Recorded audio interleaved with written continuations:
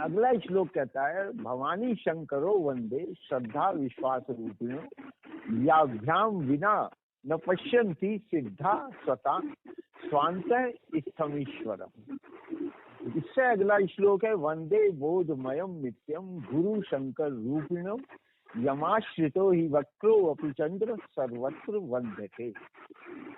ये दोनों श्लोक शंकर भगवान के लिए है, लेकिन दोनों में विशेष काफी, दोनों श्लोकों में भेद है। यहाँ गुरु भाव से शंकर भगवान को भजा है।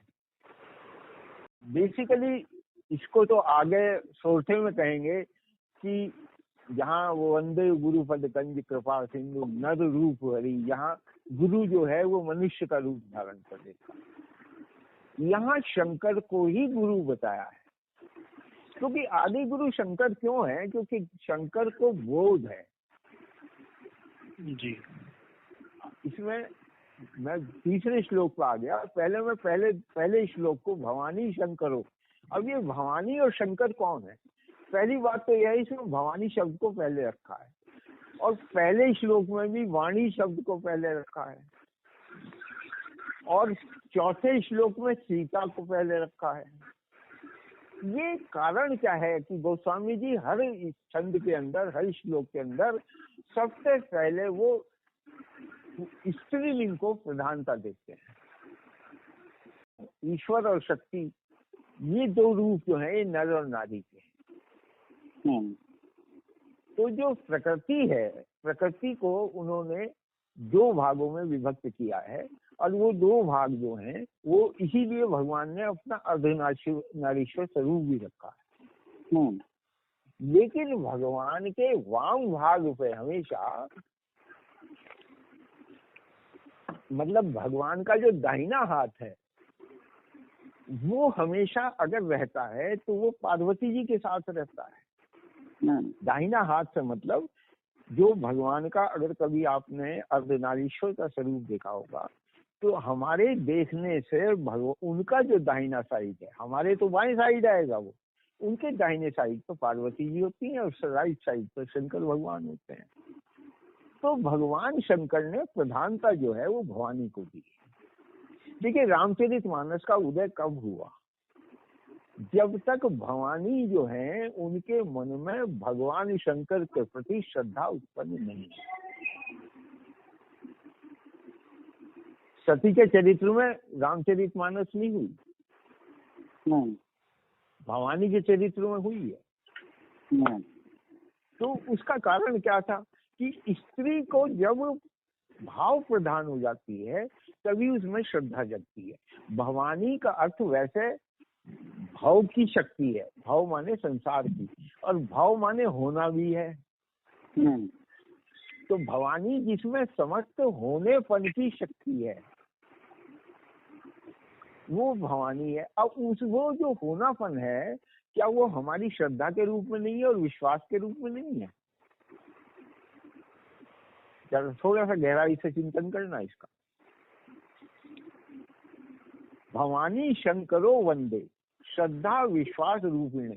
अब इसमें नीचे लिखा हुआ है, श्रद्धा और विश्वास के स्वरूप श्री पार्वती जी और शंकर जी की मैं वंदना करता हूँ। माने पहले श्रद्धा की वंदना है, उसके बाद विश्वास की है। विश्वास तो है आपको। देखो अब मैं आपको उदाहरण देके, दृष्टांत देके समझाता हूँ। आपकी कॉलोनी में या आपके घर के अंदर तुलसी का पौधा लगा हुआ है। आपको ये विश्वास है कि ये तुलसी का पौधा है, और ये पक्की बात है, ये तुलसी का पौधा है। लेकिन उसका अस्तित्व बिना श्रद्धा के है? नहीं है। तो फिर पहले श्रद्धा है कि पहले विश्वास है? पहले तो श्रद्धा है। जब तक मन में श्रद्धा ही नहीं जगेगी तो विश्वास कैसे होगा? तो विश्वास कैसे होगा? तो इसलिए मैं कहता हूँ, नहीं, विश्वास अधूरा है श्रद्धा के बिना। श्रद्धा के बिना विश्वास तो है का विश्वास तो है कि है। हाँ है। अब आप कहीं बाहर से आए, आप जिस मोहल्ले में रहते हैं वहाँ आपका घर भी है, दूसरे का भी है, तीसरे का भी है, सबका है है तो है, लेकिन ये विश्वास कि ये धर्म मुझे ले जाएगा अपने अंदर, ये तो विश्वास पे जा रहे हो ना आप उसके अंदर, तो ये तो श्रद्धा पे जा रहे हो ना उसके अंदर। तो ये जो श्रद्धा है ये इनहेरेंट होती है बेटा। इसलिए भगवानी को पहले रख के, शंकर भगवान को रख के, क्योंकि अब देखिए कथा को शुरू करना है तो कथा का माध्यम कौन बने। उन्होंने लिखा ना, जिसके बिना सिद्धजन अपने अंतःकरण में स्थित ईश्वर को नहीं देख सकते। अब सबसे अधिक आवश्यकता है जो हमारा अंतर्यामी है ईश्वर है वो दिखाई दे। लेकिन बाहर का ईश्वर जो आपको दिखाई देता है वो कैसे दिखाई देता है? आप बिहारी जी जाते हो, भाई तीनों लोग जो इस समय मेरी कॉन्फ्रेंस में हैं, तीनों बिहारी जी के रसिया हैं। अब ध्यान, हृदय पे हाथ रख के बताना, बिहारी जी तीनों जाते हो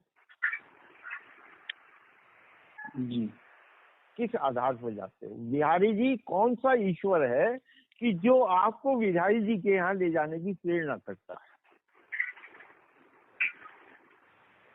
मन में श्रद्धा है बिहारी जी के प्रति। नहीं, कौन सा ईश्वर, मैं कह रहा हूँ कौन सा ईश्वर है जो बिहारी जी तक आपको ले जाना चाह रहा है? श्रद्धा और विश्वास तो हो ही गया। ये जो आपका अंतःकरण का अंतर्यामी ईश्वर जो आपके अंदर बैठा हुआ है वो आपको बता रहा है कि इस ईश्वर का जो वास्तविक स्वरूप है वो बिहारी जी में है। आपको अगर उसे नेत्रों से दर्शन करना है तो वो बिहारी जी के श्री विग्रह में मिलेगा, और ऐसा आपका विश्वास है, और उसी विश्वास के आधार पर श्रद्धा जग गई आपकी। तो ये श्रद्धा और विश्वास दोनों रहे कहाँ? आपके अंतःकरण में है या क्या बाहर है?